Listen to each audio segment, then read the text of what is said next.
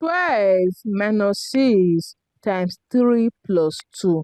12 minus 6 will give us 6. Then we have 6 times 3 plus 2.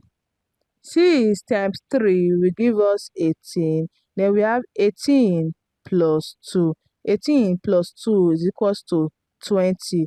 20 is the wrong answer to this question because we did not work with the order of operation, which is PEMDAS. In PEMDAS, we have parentheses, exponents, multiplication, division, addition, and subtraction. Multiplication and division have equal priorities, such as addition and subtraction, working from your left to your right in order to arrive in a very correct answer. Let us solve the right answer to this question. Okay. First of all, we are going to work with our multiplication, which is 6 times 3. 6 times 3 will give us 18. Then we have 12 minus 18 plus 2.